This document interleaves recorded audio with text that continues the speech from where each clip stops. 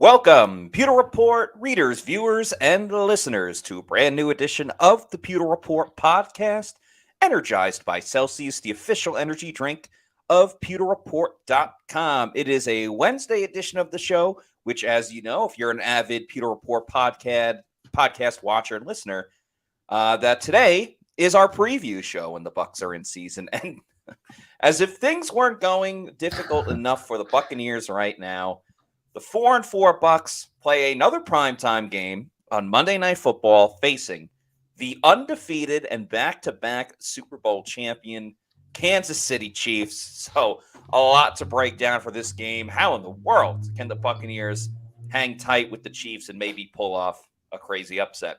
I'm your host, Matt Matera. Joined with me is my fellow co-host and the face that runs the place at pewterreport.com, SR Scott Reynolds. Scott, it's going to be an uphill battle, but not impossible for the Bucs this week.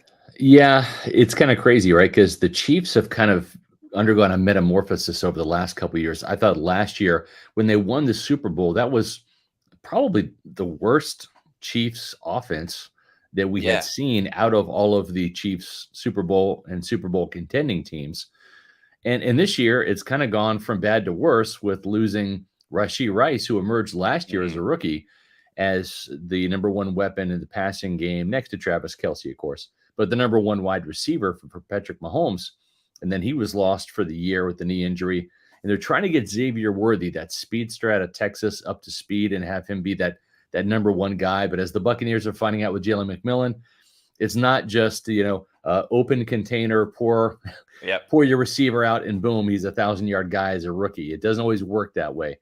So Worthy is their leading touchdown producer with 3 touchdowns via the air. He also has an end-around touchdown that happened in the season opener against Baltimore.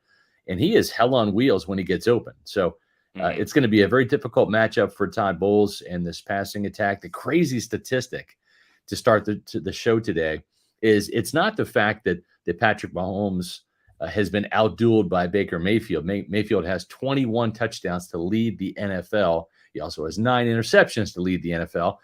But it's the fact that Patrick Mahomes has 8 touchdown passes, Matt, and 9 interceptions. I can't remember maybe his rookie season when Patrick Mahomes, and early on his rookie season, when he was upside down in the turnover, I should say, the touchdown and interception columns.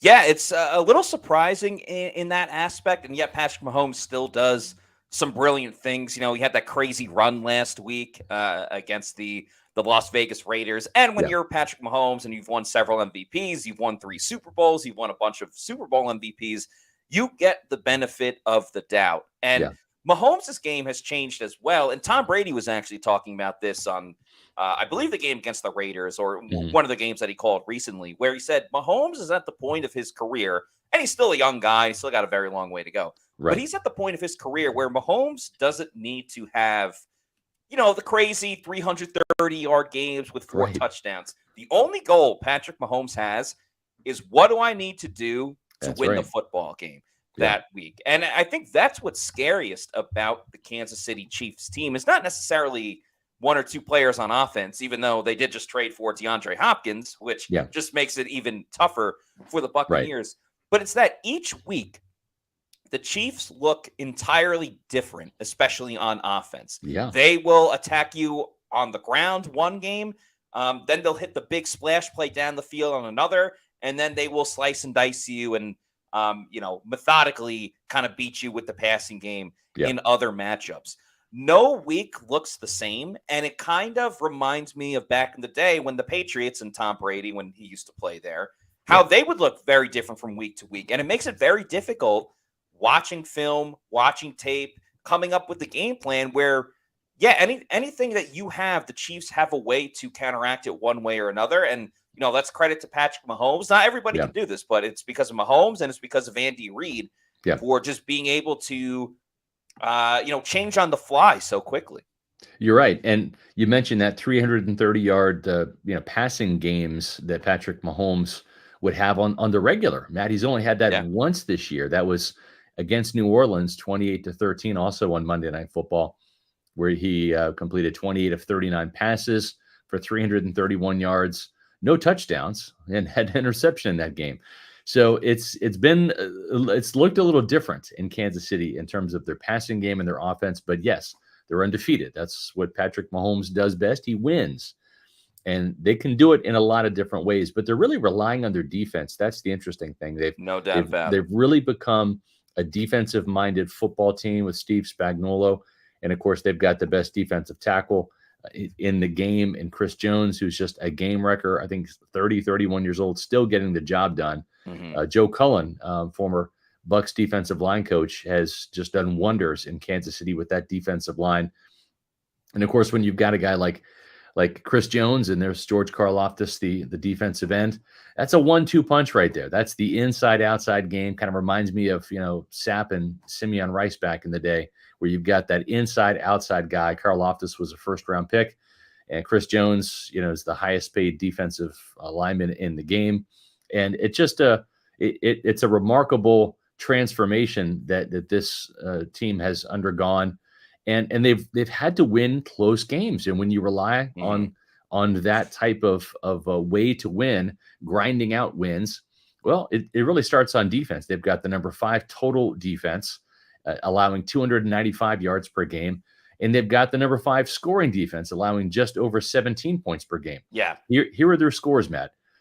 Week 1, a win over Baltimore, 27-20. Right, that game came down to the last play. They won. Versus Cincinnati the next week, 26-25.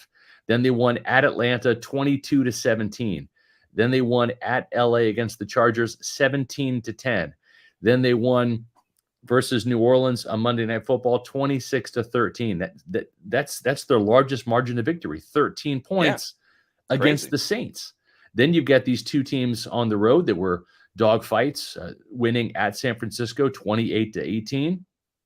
And then last week against the Raiders and Las Vegas, 27-20. So those scores kind of remind me of when I lived back in Kansas City, when I watched the Chiefs under Marty Schottenheimer with Derek Thomas and Neil Smith and Dan Saliamu in the middle. Jack Del Rio was a linebacker at the time. You had Christian Okoye in the backfield. You had Barry Word. Steve DeBerg was the quarterback, but in between stops in Tampa Bay. Kevin Ross was a cornerback on the team, not just the cornerbacks coach for the Buccaneers. Bruce Arians was the running backs coach with Okoye and Word. Tony Dungy was the defensive backs coach. He was replaced by Herm Edwards as the defensive backs coach. Bill Cowher was the defensive coordinator. And those were the types of scores, 20-17, 27-20, that I saw back in the late 80s and early 90s. And now it seems like Kansas City's kind of getting back to its roots, becoming that defensive team. And even though they lost Isaiah Pacheco, they're a team that grabbed Kareem Hunt off the street. He's not the back that he was, averaging 3.7 yards per carry, but he knows that system, and Andy Reid trusts him. And as you mentioned, it's not like the Chiefs are blowing teams out. Like you said, their biggest win was against the Saints, but that doesn't make them any less daunting or menacing, especially like if you have a good defense, you're going to be in every single game, no matter what. As we know, the Bucs do not have a good defense right now. It's one of the worst in the league. And oh, by the way, yes, I just mentioned the Hopkins trade not too long ago. They also made their defense better by trading for Josh Uche, who played for the New England Patriots. So they got better on both sides. I'm a huge fan of Steve Spagnuolo. I am too. Some may recall he was the defensive coordinator for the Giants back in the day when they prevented Tom Brady from going undefeated and winning that Super Bowl. He is very blitz heavy. He loves to bring the house and actually bring the house. Not like Todd Bowles with these little chess matches where some guys come. Actually get home. They get home. They bring the house. He says 3rd and 8. Fantastic. I'm sending everybody. And that does not give enough time for receivers to get open or whoever to get open. So that's an interesting matchup in of itself because Baker's been pretty good against the blitz this year. He's been one of the best quarterbacks when opponents bring an extra edge rusher, or not edge rusher, but an extra rusher in general. So it makes the matchup that much more interesting because you're missing Mike and Chris. A lot of times when blitzes are coming and you got to call different plays, that changes the route that a receiver is going to run based on, who's coming and who's going to be defending the pass on that certain play. does Baker have that chemistry fully down with those wide Right. receivers like Trey Palmer and Jalen McMillan? We won't really be able to find out until Monday night, but I think that might be one of the toughest things that Tampa Bay will have to deal with. So, of course, getting that ground game going, it was great against the Ravens. It was pretty good against the Falcons, even though they kind of abandoned it for Yeah. no reason against the Falcons. But man, cannot get into third and long situations against Steve Spagnuolo specifically because they just got their edge rush better. They have Chris Jones, like you were talking about. For as great as the Bucs have been offensively, this is without a doubt, especially going on the road in a tough place to play like an Arrowhead. This is without a doubt offense versus defense, the Bucs' offensive most difficult matchup this year. It really is, and it's tough because that defense too. They've got some underrated linebackers that really have caught my eye. I remember when Leo Chanel was coming out of Wisconsin, I believe. I was a big fan of his. He's got the best coverage grade in the team, and he can also blitz. He is a fast, do-it-all linebacker. I mean, when you're tracking down Lamar Jackson, you got some wheels right there. And Nick Bolton is just a playmaker too. So these aren't the Fred Warner type of names, the Levante David, where they've they're larger than life figures. They're Pro Bowlers necessarily, but man, they get the job done, and they're so perfect for what Steve Spagnuolo does. Whether it's rushing the quarterback, stuffing the run, coverage, these guys can do it all. They've got a lot of guys in the secondary. McDuffie is the headliner, but Justin Reed is also a very capable safety. Brian Cook as well. So they have guys that really fit the scheme really well, and they can do a lot, whether it's stuffing the run, rushing the passer with 4, bringing pressure and getting to the quarterback. Let's not forget Derek Carr was knocked out for the season. I want to say it was Justin Reed or Brian Cook, one of the safeties, that came through and hit him as he was throwing the ball and knocked him out on that Monday night game. It wasn't a sack, but it was a hit. And they will bring pressure on third down. Todd Bowles probably blitzes less on third down than he does on first down. I think statistically this season that's playing out that way. But Steve Spagnuolo on third down, he's coming, and that's the thing. And really what makes it dangerous, Matt, and the Chiefs, they don't have a bunch of interceptions, but neither did the Falcons prior to Sunday's game when they collected 2 more. But the problem is with these young, inexperienced receivers, and even Sterling Shepard, who was on the practice squad for more than half the season, the real danger that you get is when you get pressure. I trust Baker Mayfield to get rid of the ball, right? He'll throw to the hot receiver. The problem is, will that receiver know that he's hot? Is he going to be able to make that designation at the line of scrimmage and read that the same way that Baker is? Right now, the Chiefs have, looks like, 5 interceptions on the season, nobody with more than 1. All 3 safeties, Connor, Reed, and Cook, each have 1. Jaden Hicks also has 1. So they're getting the interceptions from the safeties. But the thing too, Matt, is you have those choice routes that Liam Cohen likes to run. And again, you've got to be on the same page with Baker Mayfield. If you are Raheem Jarrett, if you are Trey Palmer, if you're Jalen McMillan, who ran a wrong route, as Josh Capo pointed out on his latest film study, which is a great one. It's all 22 breakdown. I'll drop it in the chat, but it really breaks down Liam Cohen's cheat code on third down. Incredible play design, and Josh lays it out and all of that. But I mean, Jalen McMillan had a touchdown on third down, and instead it was an incompletion because he ran the wrong route. He was wide open. Would have been a touchdown, could have changed the entire game in the second half. But that's the danger. Even if you don't get to Baker Mayfield, are these receivers going to know that they're hot? And all it takes is one guy running one wrong choice route one way and Baker thinking it's going to be another. And then all of a sudden Baker's throwing it right in the hands of a guy with a red jersey. Right. That's the scary part a little bit. And no pun intended to Halloween being 1 day away. Yeah. But yes, Baker can get rid of the football. But as we've seen, the football is ending up in the hands of the opponent. And, it is. This is becoming a problem for Baker a little bit, where he's trying to play that hero ball. He's trying to erase, a 14-point deficit on one play, and you just can't. And you know what?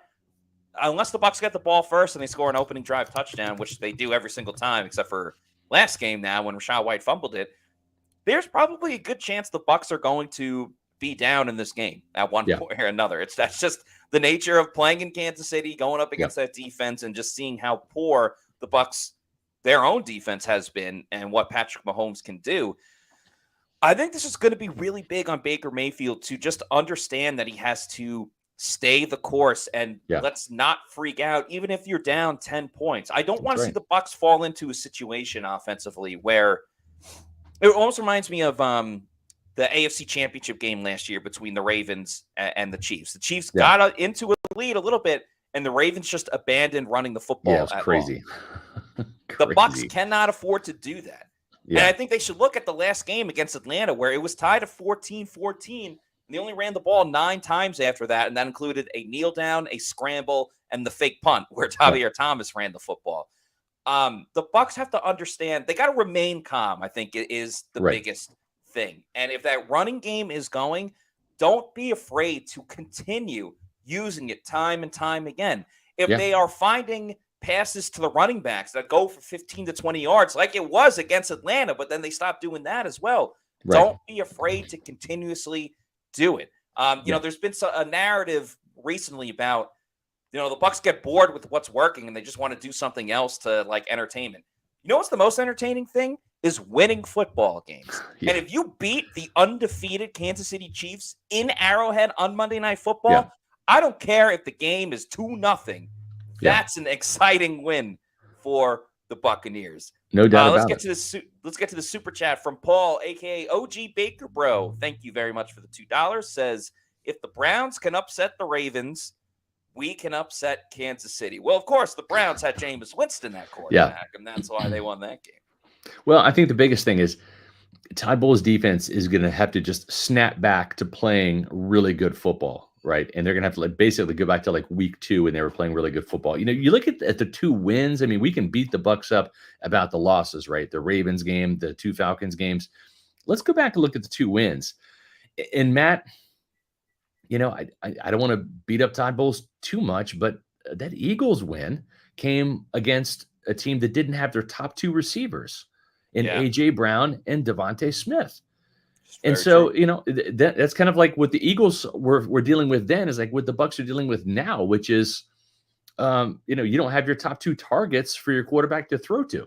The difference is Baker Mayfield is a better quarterback than Jalen Hurts. And Liam Cohen is a much better play caller than Nick Sirianni. Okay, so that gives the Buccaneers a little bit of an advantage, but you'd rather have Mike and Chris out there, just like Nick Sirianni and Jalen Hurts would have rather have had A.J. Brown and Devontae Smith out there. Then you look at the Saints. They didn't have Derek Carr. They had Spencer Rattler making his first NFL start. Half the Saints offensive line was missing. Chris Olave gets knocked out of the game like literally 2-3 minutes into the game. And then Rashid Shaheed blows out his knee. They didn't have anybody on offense to deal with. So I don't want to water down those Buccaneer victories and the performance that Todd Bowles' defense had in those games. But it wasn't like this was a full-strength Eagles team or a full-strength Saints team that they beat. And when you've seen the Buccaneers go against full-strength Falcons teams and full-strength Ravens teams, and now this is a very healthy Kansas City Chiefs team, they don't measure up, man. They're just not playing good football right now. And they're going to have to eliminate the mental mistakes, the coverage bust. They're going to have to find some pressure. Oh, and by the way, getting to Patrick Mahomes, easier said than done. No doubt about it. I mean, there's not many more people that are more elusive than him. I think you're spot on as well. Remember, the Eagles had a couple of injuries to the offensive line, too. So that's, you know, what helped Levante David force that fumble and Jalen Hurts. You can even go back to week 1. I mean, the Bucs got lucky. They played Jaden Daniels in his NFL debut versus Jaden Daniels. Now, despite the rib injury, let's also remember the Commanders missed a couple of field goals in that game that would have kept it much closer. So really, the Lions game is the only true like standout beating a full team. Thanks to Paul, aka OG Baker Bro, for gifting this Pewter Report membership. That is very kind of you. Thank you, Paul. You tend to do it all the time, and we certainly do not take it for granted. So thank you very, very much. Let's get to KGH for life with this $10 super chat. Thank you very much. Who says, it's clear Bowles' defense has ran its course. Too many wide receivers running open, and the dreaded miscommunication has played Tampa Bay for a while now. An overhaul is needed with scheme, mindset, and personnel. So the scheme is primarily, and Bowles does a lot of things, but if you were to say like what's his go-to base defense, it would probably be cover three, fire zone. Right, that's something he plays a lot. It's a blitzing zone package with the cover three concept behind it. He'll play some quarters, not so much cover two. So is that scheme like old, tired, figured out, expired? I mean, the way the Bucs are playing it, yeah, because it looks that way because they're really missing some key details and they're blowing coverages. And so they're not playing it right. And I do think that maybe that Bowles needs to simplify some things. And you can't have it both ways. You can't play soft zone so much that you're scared to death of the ball going over your head. Yeah. Because you're probably not going to get enough pressure. The guys are not going to have enough time to get to the quarterback. If you're giving that 5-6 yard cushion on the outside, quarterback's just going to take it. But then you start playing some match coverages, some man coverages, and you get burned over the top, right? So I think Todd Bowles at this point is pulling, the hair out of his beard. He doesn't have any on his head, but it's like I'm damned if I do, damned if I don't. It comes down to coaching and the players and getting these guys on the same page and taught. And if you don't think that veterans can make mistakes, just go back and look for you old timers in the 2003 Buccaneers, right? The 2002 Buccaneers were dominant. They won the Super Bowl, one of the best defenses of all time. And then the defense just didn't play that well the next year, despite having Sapp and Barber and Brooks and Lynch and the Simeon Rice, the whole cast of characters from the Super Bowl years, pretty much the same team. And they didn't play that well because they all had the mindset of, I shouldn't say all, but a lot of the players had the mindset of, and this is the most dangerous words, dangerous verbiage that you can say in the NFL. I got this, coach, right? Players need to continuously be taught and refined and critiqued and work on their craft. It can't be, I got this, coach. But if you go back and ask Derek Brooks and Dexter Jackson, some of those players, from that Super Bowl team, I guess Dexter left the next year, but Sapp and some of those players, that's what they'll tell you. They got complacent. And I just wonder if there is a sense of complacency. Same assistant coaches, same scheme, Todd Bowles, a lot of veterans on this defense. And it's like they feel like they have it, but they're not dialing into all of the details. They're kind of like skimming the book rather than reading it. And maybe some of these mistakes are happening as a result. Right. And the MO for the defense with Todd Bowles running it has been don't allow the big play. And then over the last 2 weeks, Monday night against the Ravens, you had the deep ball from Lamar Jackson to Rashad Bateman that was for 59 yards. And then Kyle Pitts torched the Bucs twice last week, had one that was over 30 yards. I believe it was a 39-yard touchdown. And then a 49-yard touchdown as well. So now they're just allowing everything. And part of the issue is, and we spoke to Zion McCollum yesterday, and I thought he was very forthright with the fact that my favorite line by him was, the only people that are going to save us is us. Like there's no big trade they can make. There's no one else walking through that door. And what's unfortunate is, and I think McCollum's been really good this year. Yeah, he's dropped some interceptions, but like coverage wise, I think overall he's been fine. I mean, outside of figuring out who else is going to play corner between Josh Hayes and Tyreek Thunderberg, it's Antoine Winfield Jr. back there. It's Jordan Whitehead back there. Yeah, Whitehead's played these awful. Are veteran guys. Played awful. I think at this point we have to question if Jordan Whitehead has regressed at all by any means. I mean, even when he was with the Jets last season, he was like rotated in and out. He wasn't like their every down safety. Now he's gotten to be the every down safety this year, and it was great early on, but it's regressed over the past couple of weeks, and hopefully it's just a brief slump and not necessarily, a sign of things to come for however long that he's going to be in Tampa for. One thing I will say is a good sign and something that could be helpful is really any time that you have a Celsius energy drink, which of course is the official energy drink of PewterReport.com. Make sure you check out all of their great flavors because they're coming out with new flavors left and right. I personally love the Arctic Vibe. You can also see the sparkling watermelon lemonade on the screen there as well. So if you need to know where to find a Celsius energy drink, head on over to the Celsius store locator, punch in your address, and it'll tell you the closest place where you can pick one up. Might be a Walmart, a Health and Fitness store, a Publix, a 7-Eleven, or your bodega. Bodega. And once you try out Celsius and you know you like it and you want more, you can buy it in bulk over on Amazon with the Subscribe and Save. I'd recommend getting that variety pack because there's so many great flavors of Celsius. You can have it sent to your place of residence whenever you want. Just make sure you're drinking Celsius energy drinks, the official energy drink of PewterReport.com. Yep. Just wanted to remind everybody, speaking of the Kansas City Chiefs, there's no game on Sunday, right? That's a Monday Night Football game coming up. So make sure that you dial in with us on Monday at 9 o'clock. That'll be our Pewter pregame show.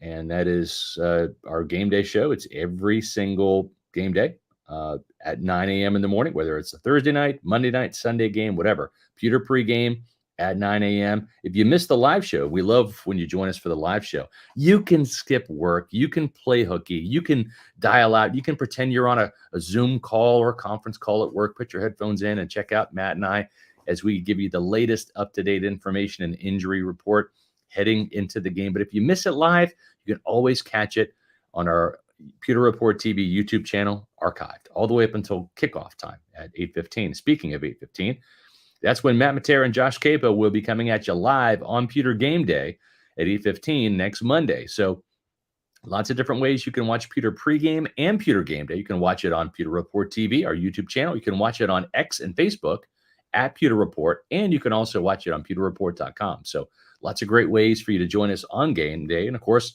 we will have our Pewter Report post-game podcast with Matt and I breaking down all of the action on Monday night right after the game ends. So we're looking forward to that. And we also have a show tomorrow for you because we're on our regular schedule here. In addition to Wednesdays at 4 o'clock, we also have got a Thursday show at 4 o'clock. Matt and Adam Slavon will be talking about who should be the Bucs wide receiver one without Mike Evans, without Chris Godwin. Is it Raheem Jarrett, Jalen McMillan, Trey Palmer, Sterling Shepard? It'll be interesting to see what the guys have to say. And you can chime in too tomorrow at 4 o'clock here on Pewter Report TV. And one last promo, Friday for our Pewter Insiders, or I should say for our Pewter Platinum and Premier members, we have our Pewter Insider Show. That'll be at 3:30 this week because the Buccaneers will have kind of like a long day worth of interviews and press conferences because Friday is really Thursday with the schedule. And so you can join us at 3:30 right here if you are a Pewter Platinum and Pewter Premier member. Can the Bucs defense improve in Kansas City? We'll have talked to the defensive coordinators and Todd Bowles and the defensive players, and we'll have those answers for you right here on Pewter Report TV at 3:30 on Friday. That's right. A lot of good stuff coming up. We're the only show in town on Monday. I know the last Monday game there was 2 Monday night games. This time it's just the Buccaneers. So please join us. It's a very fun time. We keep it very interactive with everybody in the comments. So very much looking forward to it. Thanks to Q's44 with this $2 super chat says K-State winning the Big 12, Scott. Well, I hope orange so. And a corn emoji. I hope so. Right now, we need some help. I mean, we have to beat Iowa State in the last game of the season, and that stinks because Iowa State's quarterback is Rocco Becht. He used to be on my team when I was coaching the South Pasco Predators. He was our quarterback one year. Anthony Becht's son. He's a hell of a player. And Iowa State's undefeated. We've already lost to BYU. They're undefeated. So in order for us to get a shot at BYU again in the Big 12 championship, we got to beat Iowa State in Ames, Iowa in the last game of the year. So that's going to be a tough one. Another Kansas State question here. We have Frank Cabano. Josh Hayes, K-Stater, will have to really step up in Kansas City. I do talk to Josh quite a bit. Obviously, we're Wildcats, so we talk about the team. But the thing is, Josh only played 1 year out at Kansas State. He was a transfer. And he actually played more time at North Dakota State with Cody Mauch than he did at Kansas State. But he was recruited by Chris Kleiman, who went from North Dakota State like 5 years ago to Kansas State. He's our head coach now. So a little bit of a North Dakota State, Kansas State pipeline in the room with Josh Hayes and also with Cody Mauch. So a great program. Not just K-State, but North Dakota State. They're kind of like the Alabama of the FCS. Not sure how they've done since Kleiman left, but they were a powerhouse back in the day. Of course, Christian Watson was also from Plant High School, went to North Dakota State. Easton Stick, Carson Carson Wentz. Wentz, Yeah, who is now the backup for the Kansas City Chiefs. that's right. That's right. Got a comment here from a Pewter Report YouTube channel member, Callie Bucs, who says, "Why is the inside linebacker cut not named KJ Britt?" Yeah, so Kalen DeLoach was waived from the practice squad today. They made room for a new cornerback. And DeLoach, Troy Hill. he's been Troy Hill. DeLoach is, he didn't make the team out of training camp. Wasn't even on the practice squad originally. Then that's right. Made it on the practice squad. I wouldn't be surprised if he's back on the practice squad at some point this season, invited to training camp next year. I mean, as bad as KJ Britt has been, you're not going to cut him at this point. It just it'll completely crater your depth at inside linebacker. It just goes back to everything we've talked about. Why is there no platooning? Why isn't Vi Jones or JJ Russell or Antonio Greer getting another situation? I'd like to see Vi Jones if he's the next guy up. I'd like stick him in there. He flashed, right? I mean, he missed a sack. But he can rush the passer. He's fast. KJ Britt ran a 4.76 coming out of Auburn. This guy runs a 4.52. He's got some wheels. He's not Servassier Dennis in terms of maybe the pedigree, but he's got to be better than KJ Britt. He's just awful. I almost. For Bucs fans, I'd prefer if the Bucs win, but I almost want the Chiefs to score so much that, even Todd Bowles has to be like, if the Chiefs score 55 points, and it's not because of a Baker, let's say I don't know, the Bucs lose 55-45. It's just an absolute shootout, and Todd Bowles at this point has to go, okay, we have to take KJ Britt off the field. We have to stop blitzing on first down and blitz more on third down, whatever the case may be. There needs to be a come to Jesus moment that I think to many others probably would have already came through when you allowed 500 yards on Thursday Night Football or the way you lost the last game. Mm-hmm. But Bowles is still persistent and honestly stubborn, and it's hurting this team. There needs to be the absolute straw that breaks the camel's back. And I kind of hope it happens on Monday. Yeah, well, here's the thing. It's you have a 5-point loss to Atlanta, not drastic enough to do anything, right? You have a 10-point loss. It was a blowout, really, 34-7 at one point with the Ravens, right? Before they played, catch up. I'm almost with you, Matt. If you're going to lose, just blow the doors off the barn, right? But here's the thing. We've heard from Liam Cohen, and we heard from Todd Bowles when Sean Tucker had 192 total yards and 2 touchdowns. And we're like, wow, did you see that coming? And they would say, yeah, he had some flashes here and there. I guess we're not really surprised by that. That's a bunch of BS. Nobody saw that coming. Nobody saw 192 yards, 100 yards rushing, 2 touchdowns from Sean Tucker. Liam Cohen didn't. And neither did Todd Bowles. And honestly, I'd like to see if he could do it again. Give the kids some carries, for God's sakes. But my whole point is you didn't know what you had in Sean Tucker until you had to play Sean Tucker, right? He was forced to be the backup to Bucky Irving, right? Rashad White's not available. He moved up the depth chart. He was the number 2 back in New Orleans, and he exploded. Let's see what Vi Jones can do. Let's see if this guy has enough of the defense down yet. Put him out there and see what the kid can do. It can't be any worse at this point in time. It can't be any worse than KJ Britt, Matt. It can't be any worse. It really can't. He's literally rated as statistically the worst graded person on among inside linebackers. He's fallen from 82 to 136 in the linebacker rankings of Pro Football Focus. He is the 136th linebacker, and he's a starter. What that means is there's a crap load of backup linebackers that don't even see the field as much, that aren't very good, that are better, that have higher grades than KJ Britt. I mean, it's you've got nothing to lose at this point. And so, yes, I'm with you. Gosh, by God, if they're going to lose on Monday night, let it be an absolute stinker, an embarrassment, blow the doors off the barn, and just say, hey, we can't do this anymore. This is career suicide if we keep putting KJ Britt out there and he can't cover and he's a liability in pass coverage. Love this comment from Furu Kawab, who says, KJ, what are you doing, KJ? What are you doing, KJ? Tight ends wide Why can't you cover? Yeah. Oh, speaking of tight ends, Matt. Speaking of tight ends, right? You got this guy named Travis Kelce, who's pretty good. Noah Gray is actually a really good number 2 tight end. They will run 3 tight ends out there. They got the rookie from TCU in Kansas City. I was kind of a fan. I know the Bucs weren't, but I was kind of a fan. Jared Wiley, big 6'7" guy, kind of reminds me of Charlie Kolar when he came out of Iowa State.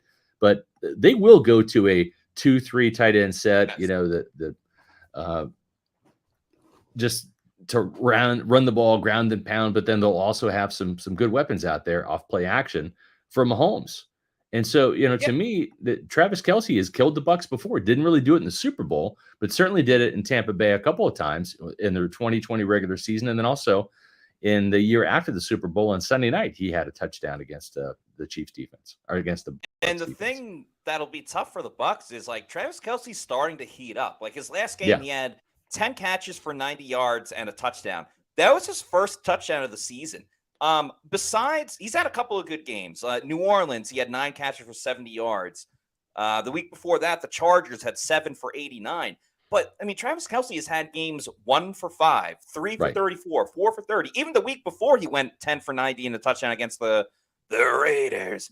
Facing the 49ers, he had 4 catches for 17 yards. So, there have been times, and again, just the Chiefs evolving and finding different ways to win. There's been times where, yes, they'll have 2 tight ends on, and Travis Kelce is kind of the decoy to get Noah Gray the football. And yes, part of that is because teams are trying to limit what Travis Kelce can do with, double teaming and very different things like that.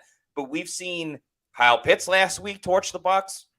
We saw Mark Andrews and Likely torch the Bucs. So, I mean, if there are people that have Noah Gray as a backup tight end in fantasy and your starting tight end, has a bye week or is injured or something, I would play him because there's a good chance he's going to score a touchdown or at least have one of the best games of his season. Interesting question here from Dave Weber. We have a couple more super chats we'll get to in a second, but I wanted to not pass this one up. Can you answer why does the defensive line starters never seem to be in the game together after the first series? This is something that kind of drives me a little mad. Like it drives me a little crazy. Let me just ask you a general question, Matt, and you can help us get on the primrose path here. Would you say, generally speaking, conditioning, sports science, strength conditioning, is it better now in the present day than it was like in the 90s? Unequivocally, yes. Right, better. Okay, so athletes should be bigger, stronger, faster, more conditioned, etc. Right. Well, here's the crazy thing. Back in the Buccaneers' heyday of the Tony Dungy, well, we'll just call it the Monty Kiffin years because that encompassed both the Dungy and the Gruden years when they won a bunch of games, made a bunch of playoffs, won a Super Bowl, etc. All right, so when Rod Marinelli, the legendary defensive line coach, or the best defensive line coach I've been around, he and Joe Cullen are the 2 top for me. When Rod Marinelli played his starters, they played the entire game, whether it was Chidi Hanatu at left defensive end or Greg Spires when he was there in the Super Bowl team, or whether it was Simeon Rice or whether it was Reagan Upshaw in the early years or Marcus Jones in between then, whether it was Brad Culpepper at nose tackle or whether it was Booger McFarland and Warren Sapp, right? You had 5 guys that played, 4 starters, 2 defensive tackles, 2 ends. We mentioned who those starters were, but there was a super sub that came off the bench. In the early years, it was Tyoka Jackson. And in the other years, like say the Gruden years under Kiffin, it was Ellis Wims. And that super sub, Tyoka Jackson, would come in and play nose tackle, under tackle, or he would play defensive end. Same with Ellis Wims. He could play both tackle spots and both defensive end spots. And he would basically come in for like 4 or 5 plays and then sit out. Someone else needs a breather, he would go in. But you had 3 out of the 4 starters or all 4 starters in the game almost every single down. And you talk about doing snap counts on Mondays, Matt, for us. That super sub, whether it's Tyoka Jackson or Ellis Wims, might have maybe 15 to 20 snaps a game, and that's it. Yeah. And that's really the only other defensive lineman that would play. There wasn't this rotation. It wasn't, we have to keep these guys fresh. It was, these are our best 4 studs, and they're going to be on the friggin' field every friggin' down. And I don't know what has happened with that type of mentality. Does Tristan Wirfs come off the field when he gets No. tired? How about Graham Barton? How about Luke Gedeke? Does he come off the field? How about Zion McCollum? Does he rotate out? No. I mean, it's like your best players should be on the field. Like there shouldn't be really a reason to have Yaya Diaby, who's the best front four guy, or Vita Vea come off the field. Vita, I can kind of see a little bit, right? Because he's huge. Elijah Cansey really shouldn't come off the field, in my opinion. And so I don't know. It's a different philosophy. It's a different time. But my God, man, the conditioning's better today than it was back then. So I don't understand when it's a critical third down, having Joe Tryon Shoyinka and Chris Braswell or JTS and Anthony Nelson on the field. I'm like, what are we doing? Why is Greg Gaines on the field rather than Elijah Cansey on third down? It doesn't make any sense. Right. That part is asinine. Like in any crucial moment, you have to have your best personnel. If I had to guess, I would say there are like analytics and stats say like, oh, well, if you keep your guy fresher by playing like X amount versus Y amount, you get better production out of like everybody. I'm not even saying that's true. I'm just saying I'm sure that's what has been looked into it. But there's no question, a crucial fourth down. And what I hate too, and we've talked about this before, is like the hockey shifts of like completely different line and then completely different outside linebacker. Play some more situational type of stuff. And if that means not playing Vita Vea on first down, but he's able to play on third down, then so be it. Yes. But there's no reason prioritize why, the downs. I'm with you. Yeah. When the game's on the line, like, I don't know, when they need to stop against Atlanta, Kirk Cousins ran for a first down, have your best players on the field in critical and crucial moments. I'm with you. Let's get back to a couple of these super chats here. Yeah, thanks to Paul Morales for this $1.99 super chat who says, need a perfect game from Baker to have a chance. Just about. I mean, the 3 touchdowns, 2 interceptions, the 2 interceptions hurt because obviously those drives don't end in scores. And just like Todd Monken said, and Liam Cohen said it the other day, I love the kind of parallel thinking. Every drive has to end in a kick. That means an extra point, a field goal, or a punt. You cannot turn the ball over. And so what we've seen is it's not even the Baker interceptions that are the problem. It's that the defense is not bailing Baker out and getting some takeaways That's to also offset true. those, right? And we saw that against the Ravens. We've seen that now against the Falcons. You got to be able to bail your quarterback out. If he gives one away, you got to get one as a defense. If he gives 2 away, you got to get 2. That's just how it is. That's complementary football. And right now, that's another problem about the Bucs defense.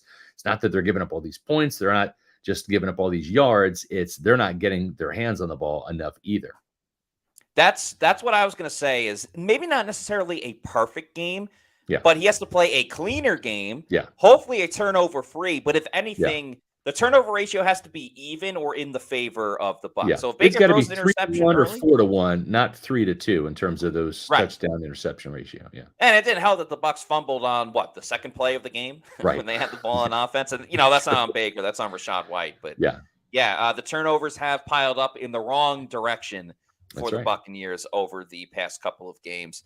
Thank you to Marcos for this $4.99 super chat. Says, speaking of trades, I heard Greg Newsome is available from the Browns. Would chasing that trade be worth it for us? He's a good player. They could use a cornerback. They're probably 2 weeks away. They're probably going to get Jamel Dean back after the bye week. He and Mike Evans should be back. Cameron Johnson should be back. So then it's like, can he stay healthy down the stretch? Can he stay healthy for those 7 final games? That's the big issue, right? We'll see how Josh Hayes does this week. I think he's going to get the start. We'll see. I'm saying that I'm guessing. I don't have any inside information. I do know that I've kind of seen enough of Tyreek Funderburk. It's a big jump from Appalachian State to the NFL, especially when you miss some of the preseason. I'm not saying that Josh Hayes is a world beater by any means, but he did play really well in the second half, and I would rather see him at this point than Tyreek Funderburk. Again, put him out there, see what he can do. If he can't get the job done, put in Keenan Isaac. Okay, at this point in time, boom or bust. Yes, stop being so stubborn with this. It's just like, hey, we saw Kayvon Merriweather give up a touchdown and didn't play another defensive snap the whole game. I'm in favor of that, right? He blew the coverage, got tossed aside by Kyle Pitts, and he's benched. That's fine. Do that more often. When your players screw up, put somebody else in, right?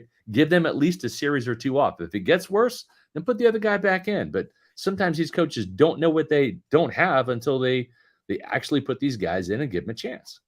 Yeah, it's fine that Bowles is like cool, calm, and collected, but it's fine to occasionally be a drill sergeant if you need to get a Yeah, point across or sure. or change things up. The question I would have for like trading for Newsome is, does that solve every issue that the Bucs have on defense? I would lean towards no. Like No, I don't think all of a sudden the Bucs amazingly play better and right. the offense continues to put up points and the defense figures everything out. I don't Yep. necessarily think that's the case. I'm not saying the Bucs need to like punt on this season and be like, well, it's done. We shouldn't try to get better. Right. I just don't know just yet about Yeah. making that type of move. Well, if you're thinking about making a move to maybe join the Bucks cruise next March, you better do it quick because the sales end December 1st. If you're thinking about, okay, well, I'll just wait until, 2025 and we'll see, what our schedule's like and maybe we'll join the cruise at that time, or maybe I'll wait till Christmas and, do this as a gift. No, do it now because December 1st is the deadline. So you have just about a month left to sign up for the Bucks cruise. And I want to say the occupancy for this cruise is over 75% right now. So if you're thinking about going on the cruise and joining the Pewter Reporters and a whole bunch of Buccaneer players, now is the time. We're on the Bucs cruise. Of course we're playing pool volleyball.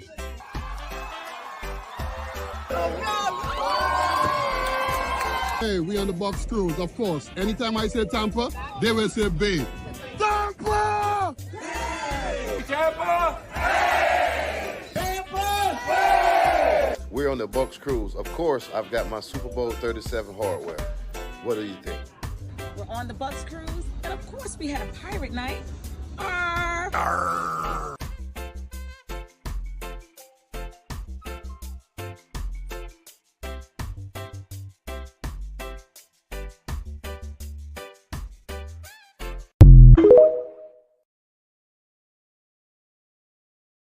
That's right. Join the Bucks cruise. Starts in Fort Lauderdale with stops in Key West and Bimini, Bahamas. Drinks, Wi-Fi tips, all included when you sign up for that. Plus, there are so many events and meet and greet opportunities with Buccaneer players like Yaya Diaby, Luke Gedeke, Tristan Wirfs is going to be on the cruise along with some Super Bowl legends, Brad Johnson, the Bull, and Mike Allstott, the A-Train, as well as Derek Brooks, who will be making an appearance at the Key West stop. So sign up today, TampaBayBucsCruise.com. It's March 7th through 10th next year.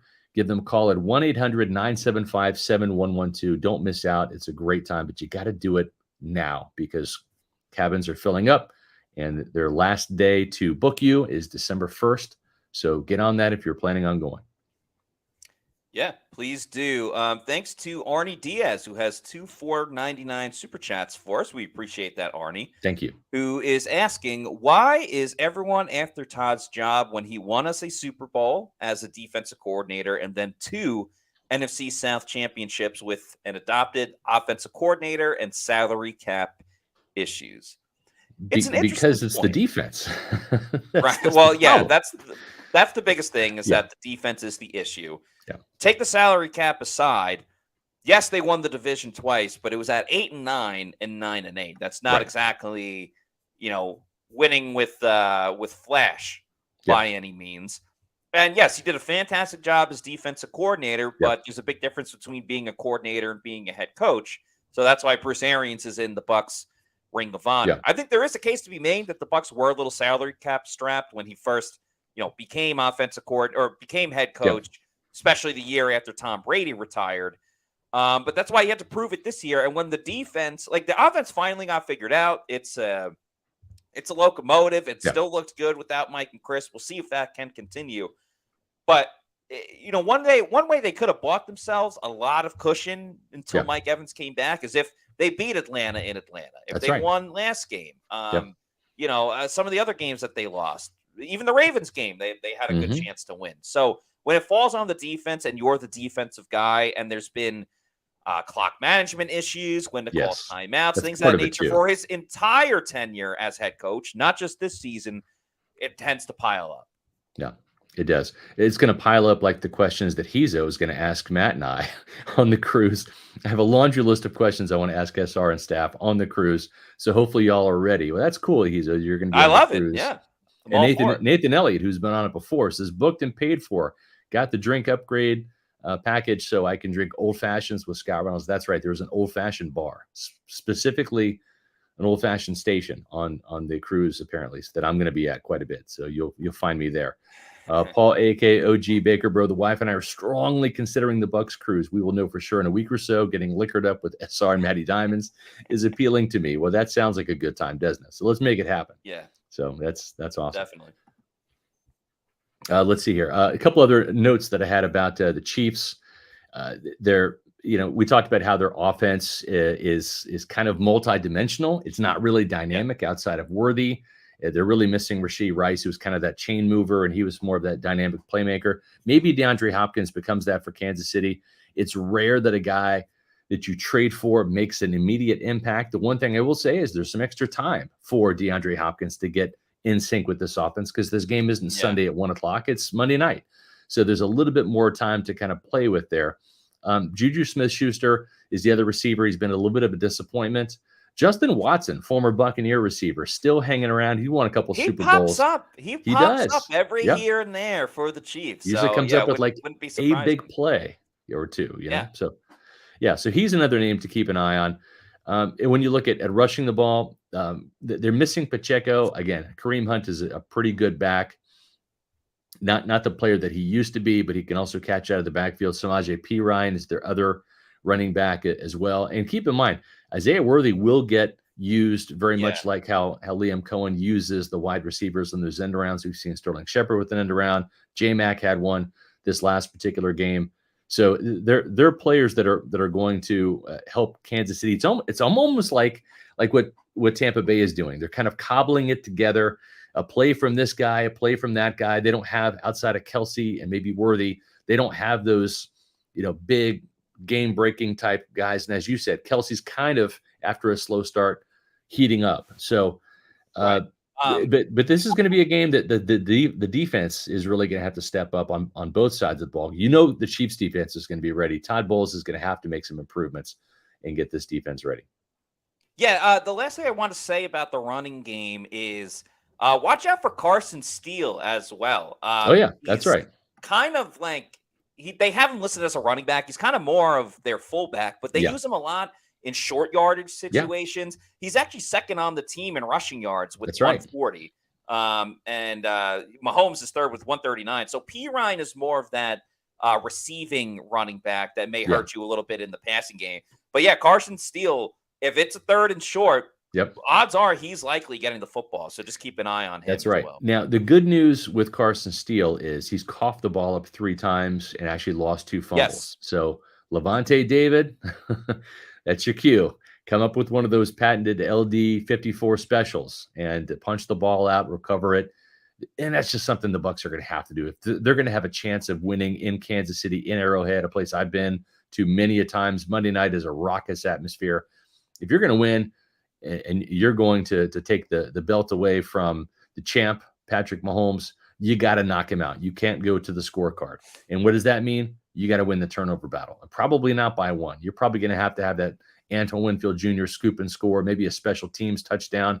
You're going to have to do something special and out of the ordinary to win on Monday night in Kansas City. And the Buccaneers, Matt, they've been awful in primetime.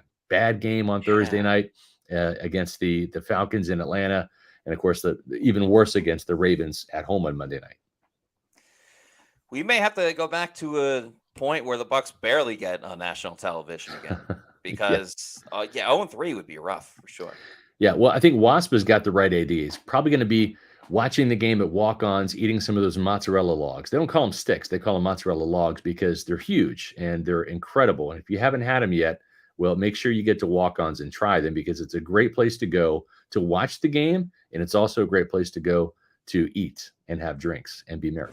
What an amazing comeback, Coach. You're not kidding. I mean, we did lose the game badly, but coming to walk-ons afterward, the team got a much-needed win off the field. Walk-ons for the win. That's right, walk-ons for the win. You've got 3 locations in the Tampa Bay area to serve you. Wesley Chapel up here by me, down there Midtown Tampa by the stadium and where Matt lives, and then at Lakeland, you can check out the locations at walkons.com.